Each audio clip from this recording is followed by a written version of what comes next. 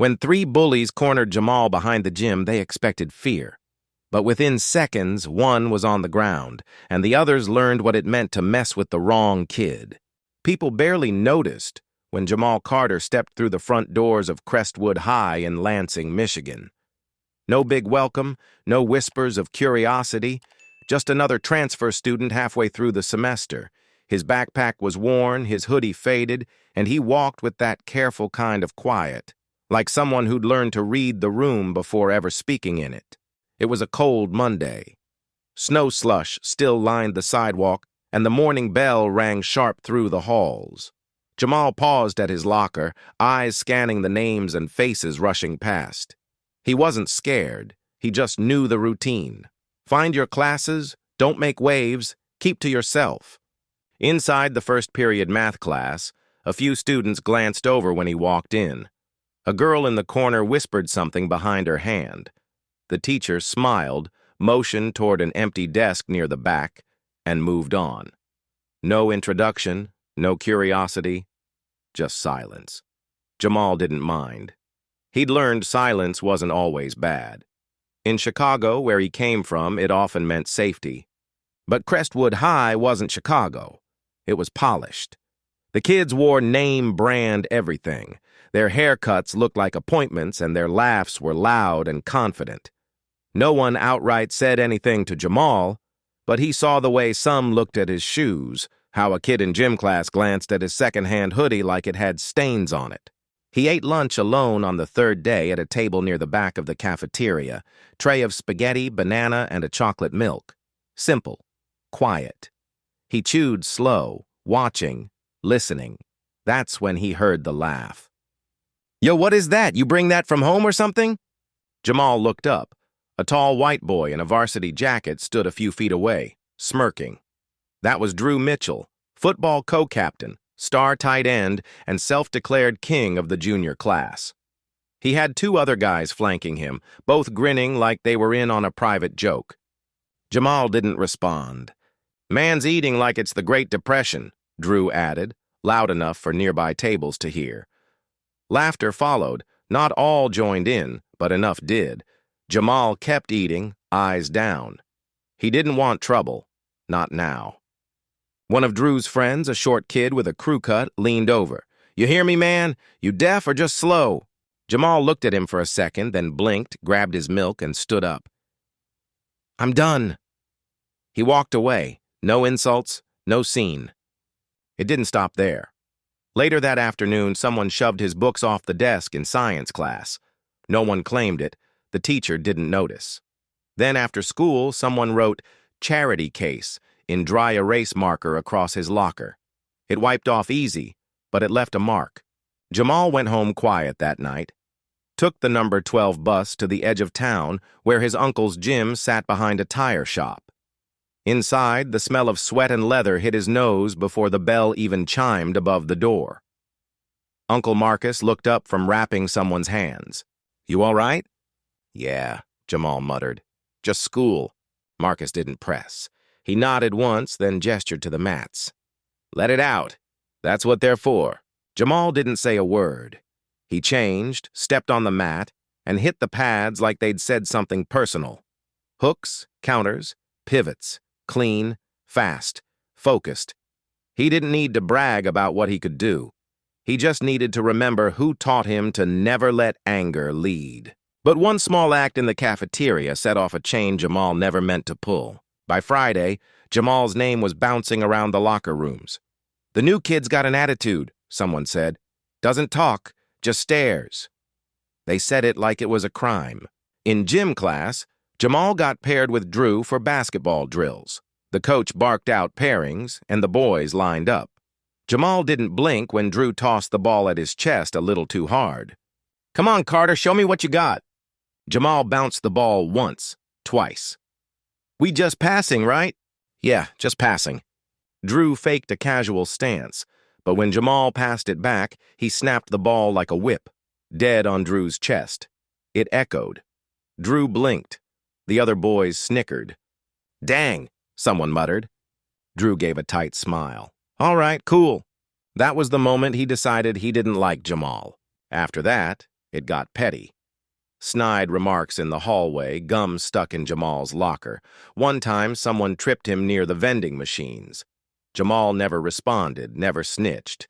He just kept moving. But silence in a place like Crestwood was gasoline, and Drew had a lighter. Lunchtime became a stage. Drew would throw loud jokes Jamal's way from across the room. "You from Chicago, right? You bring your bulletproof vest or leave it at home?" The table laughed. Some kids looked uncomfortable, but no one said anything.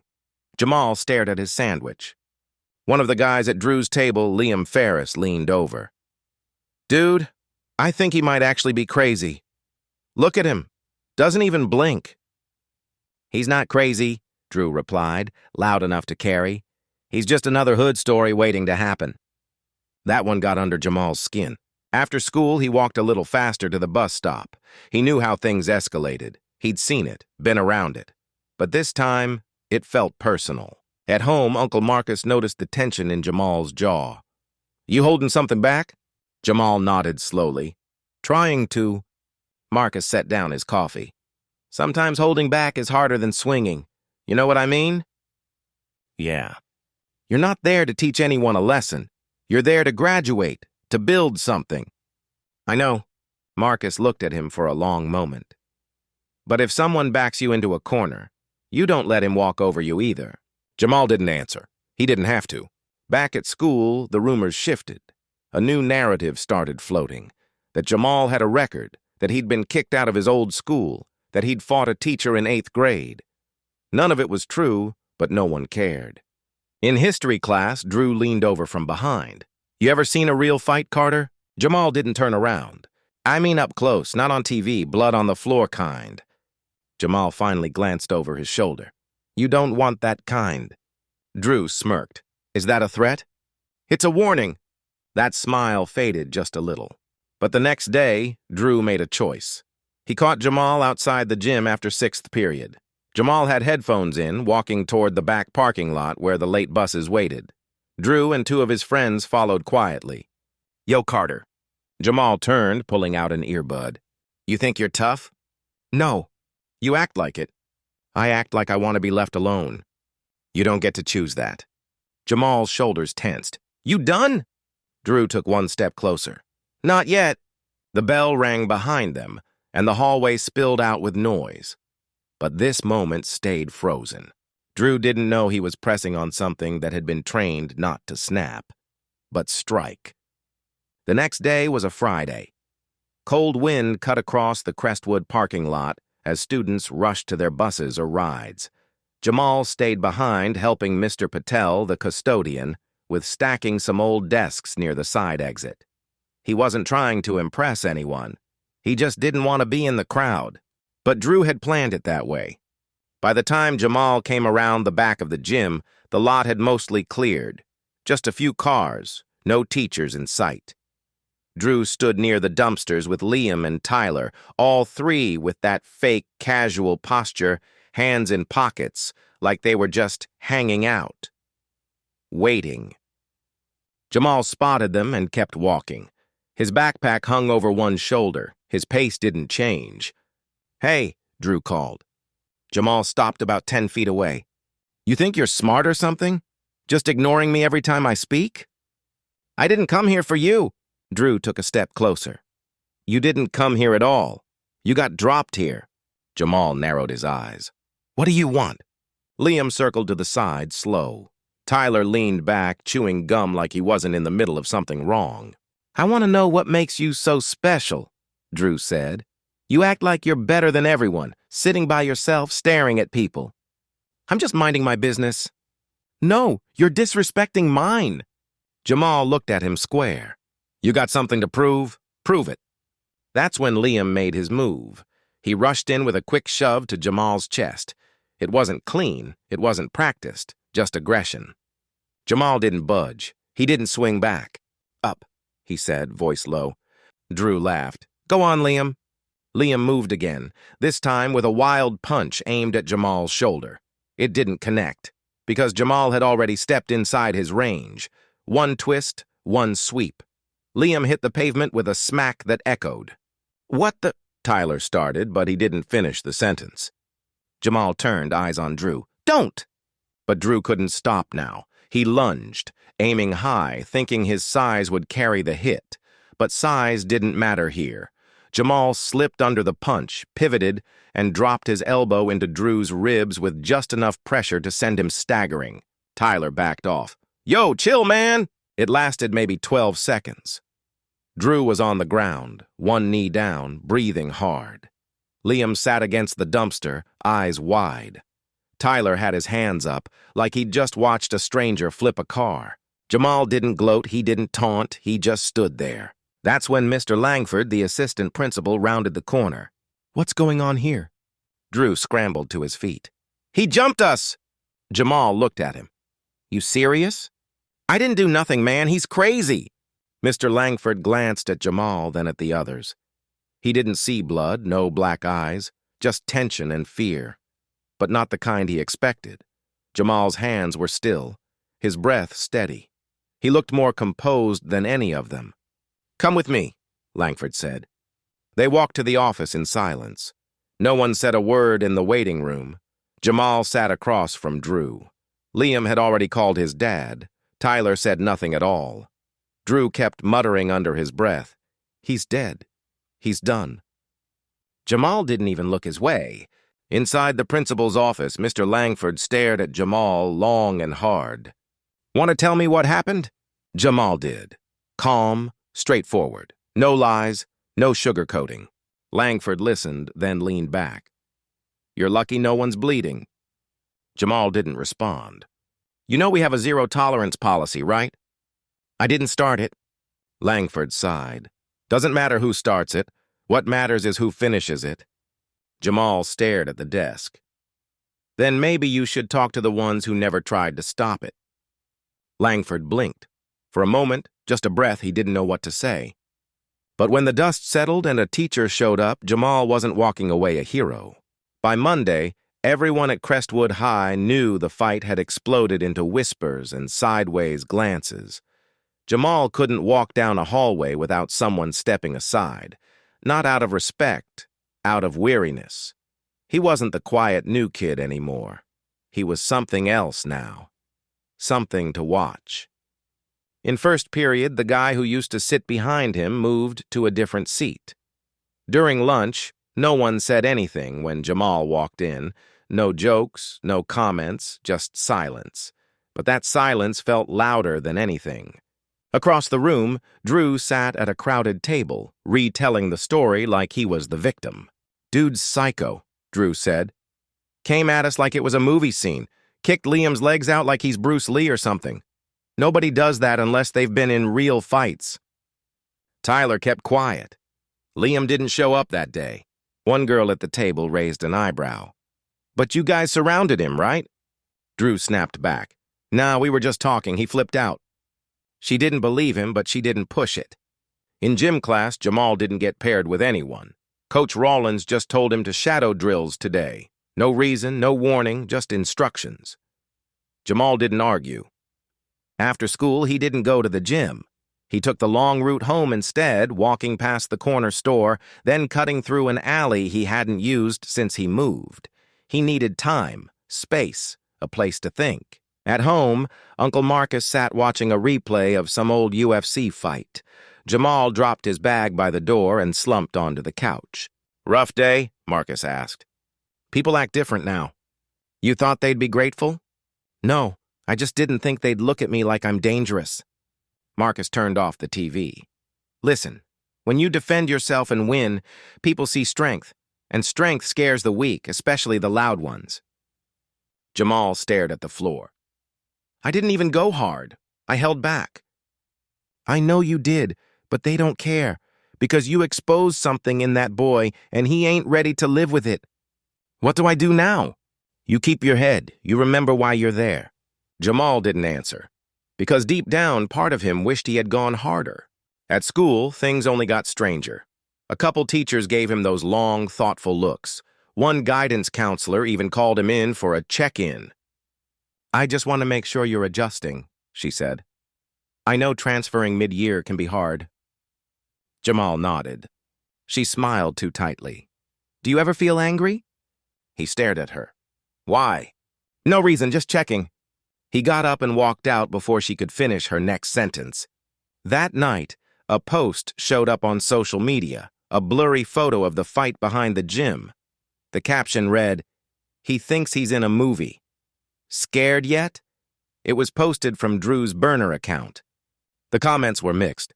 Yo, he dropped Liam like a sack of bricks. Don't mess with that dude. Nah, something's wrong with him. Why was he even here if he's gonna act like that? Jamal read through every word. Not once, not twice, but enough to feel something tighten in his chest. He wasn't ashamed of what he did. But now the story was no longer his.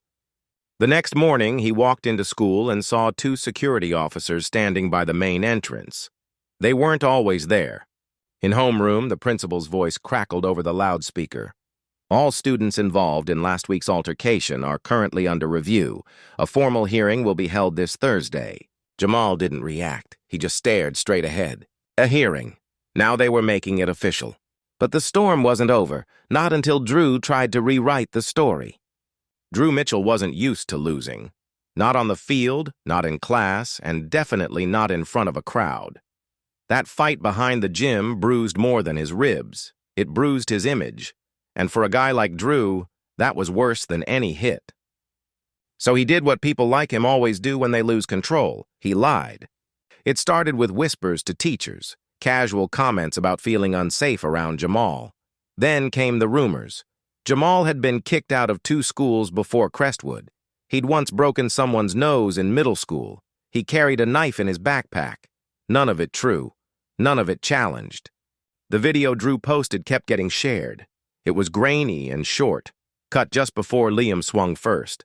But in those clipped seconds, Jamal looked like the aggressor.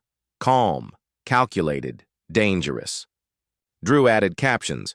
Watch how he moves. That's not normal. He added hashtags.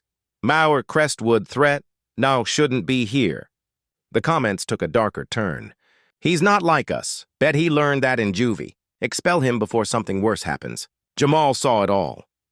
He didn't reply. He didn't post a defense. But silence has a cost, too. That Tuesday, his mom got a call from the school. By Wednesday, a formal hearing was scheduled with the district office. Jamal would need to appear with a parent or guardian. Marcus took the day off work. Inside the conference room, the walls were plain. A big rectangular table sat in the center. On one side, the principal, Mr. Langford, a school board member and the head of student discipline. On the other, Jamal, Marcus, and a folder full of statements Marcus had made Jamal write down in case things went south. Drew wasn't there. He didn't need to be. His story was already floating in the room. Langford cleared his throat. We've had several concerns raised by students, faculty, and parents. It's our responsibility to determine whether Jamal Carter poses an ongoing safety threat to the student body. Marcus leaned forward. My nephew is not a threat. He's trained in self-defense. He didn't go looking for a fight. He tried to walk away. He gave them a warning. The board member glanced over his glasses. Is it true he has combat training? Marcus didn't flinch. Yes. But training don't mean violence. It means control. It means knowing how to not hurt someone. One of the assistant principals spoke up. There's a video circulating. We don't see what starts the altercation. Of course you don't, Marcus interrupted, because it's edited. They went quiet. Jamal finally spoke. They came after me. I didn't swing first. I didn't even want to be there. And yet, the board member said, tapping the folder in front of him, we have reports of you being involved in an act of physical aggression. So what should I have done? Jamal asked, calm but firm. Let them beat me? Silence again. Marcus sat back. This ain't just about a fight. It's about what you think my nephew is. You saw a big, quiet black boy who defended himself and assumed he must be the problem. Langford looked uneasy. The board member scribbled something on his notepad. The decision was delayed. They needed more time. Outside, Marcus exhaled slow. You did good. Doesn't feel like it. They heard you. Might not admit it, but they did. That night, Jamal didn't eat much. He sat on the back steps looking up at the sky. Everything felt upside down. He did the right thing, and somehow he was still the one under fire. He wondered if there was even a right way to be. But the real turning point came from someone Jamal least expected. Thursday morning was stiff with tension. The hearing decision hadn't come down yet, but everyone at Crestwood walked like it already had. Jamal could feel it the moment he stepped inside. He wasn't a student anymore. He was a subject, a rumor in sneakers. He moved through the hallway like fog, present but untouched.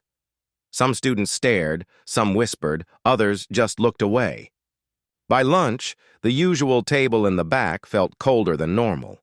Jamal picked at his food. He was halfway through his apple when someone slid into the seat across from him, a white girl with short auburn hair and big glasses. Quiet. Jamal recognized her from a couple classes. Always had a sketch pad. Always kept to herself. Her name was Delaney Foster. She didn't say hello. She leaned in and whispered, "I saw everything." Jamal blinked. "What?" "Behind the gym. I was there. I didn't mean to be. I was sketching the dumpsters for a project. I stayed quiet because I didn't want to get dragged into it. But this hearing's not right." Jamal stared. "Why are you telling me this now?" "Because if they expel you over Drew's lie, I'm just as guilty for not speaking up." Jamal paused, unsure if he should even believe her. "You're not just messing with me?" "No," she said, eyes firm. "I already told the assistant principal. I'll be at the follow-up hearing." That night, when Marcus came home from work, Jamal told him everything. "She's gonna testify?" "Yeah." "You trust her?" "I don't know, but she sounded serious." Marcus nodded. Sometimes the right people stay quiet until the cost of silence gets too high. Friday's follow-up hearing felt different. Delaney sat at the far end of the table, hands in her lap, voice shaking slightly, but her words were clear. "They cornered him. 3-on-1. Liam threw the first punch. Jamal just defended himself. He told them to back off more than once. I saw it all." The room shifted. Even Langford stopped scribbling his notes. "And you didn't say anything until now?" the board member asked. Delaney shook her head. "I was scared. But that's not a good excuse." Her voice cracked just slightly. At the end, they dismissed the room after 15 more minutes of discussion. Jamal and Marcus stepped out into the parking lot together, the winter wind sharp against their jackets. "She didn't have to do that," Jamal said. "No," Marcus replied, "but she did." The official decision came by email the next morning. Jamal Carter is not subject to disciplinary action. The school acknowledges evidence showing he acted in self-defense. Marcus printed it and stuck it on the fridge.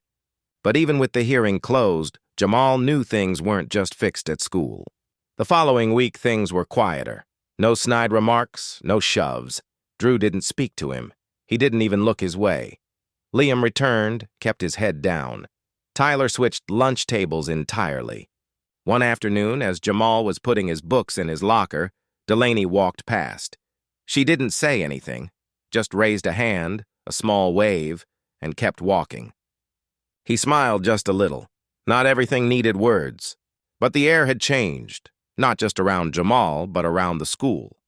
He noticed 2 freshmen standing up for a kid getting mocked. Outside the gym, he saw a teacher actually step in when a student made a slick comment in class. Little shifts, nothing huge, but they were there. Yet even after justice, Jamal was left with something heavier than bruises. The last bell of the semester rang, and just like that, the halls flooded with noise again. Backpacks slung over shoulders, lockers slammed shut, plans for winter break echoing off the walls. But for Jamal Carter, none of it felt normal. He stood by his locker longer than usual, letting the wave of bodies pass him by. There was no more hearing, no threats, no whispers. But peace? That was a different story. He'd survived the storm, but surviving doesn't always mean healing. Miss Curtis, his English teacher, caught him as he was leaving. "Hey, Jamal, hold up a sec." He turned. "Yeah? We're having a student-led assembly tomorrow. One of the speakers dropped out, and a few of us thought, maybe you'd consider saying something." He froze. "Like, speak in front of the whole school?" She smiled gently. "Only if you want to.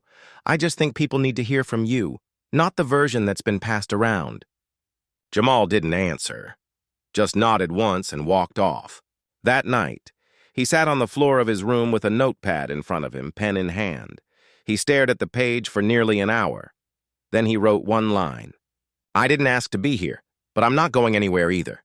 The next morning, the auditorium was packed. Lights low, students restless, teachers lined the back wall, arms folded. Jamal waited backstage until they called his name. He walked slowly to the mic. No paper, no script, just his voice. "I've been called a lot of things since I got here. Quiet, weird, dangerous. Some of y'all probably still don't know what to make of me." Some nervous laughs from the crowd. "I didn't come here to fight anybody. I came here to finish high school. I wanted what everyone else wants, to get through my day without drama."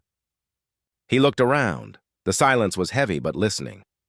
"I'm not going to stand up here and say I'm perfect. I've made mistakes. I've gotten mad. I've been hurt. But if the only story you know about me is the one someone else told, then you never knew me at all." The gym was still. "I'm not from here. I'm from a city where keeping your head down is how you stay alive, where you learn early when to speak and when not to. And here, I've had to learn that sometimes silence just makes people talk louder." He paused, then nodded toward the teachers. "I'm grateful for the ones who listened, and the ones who didn't? I'm still here. You couldn't scare me away." Somewhere near the middle rows, Delaney sat watching. She didn't move, just listened, face still. Jamal looked up once more. "I guess what I'm trying to say is, don't be so quick to label people. You don't know what they've been through, what they've had to carry. And maybe next time, instead of laughing, pushing, or posting something fake, maybe try asking." He stepped back. The mic clicked as it silenced. No applause at first, just stillness. Then a single clap, then another, and then it rolled. Not wild or dramatic, just real. That day, something cracked open in Crestwood High. Not everyone changed, but a few did. And sometimes, that's enough to start something new. Later that afternoon, as Jamal walked through the courtyard, a younger kid stopped him. "You really trained to fight?" Jamal shrugged. "I trained to stay ready." The kid smiled. "Can you teach me?" Jamal thought for a moment. "You sure you want to learn? It's not about hurting people." The kid nodded. "I just don't want to be scared anymore." Jamal smiled just slightly. "All right then. First lesson, stand tall, even when it feels easier to shrink." They walked side by side toward the exit gate, not as teacher and student, just two kids learning how to move forward. Sometimes the hardest battles aren't the ones with fists, but the ones where you're forced to prove you belong in a world that keeps pushing you out.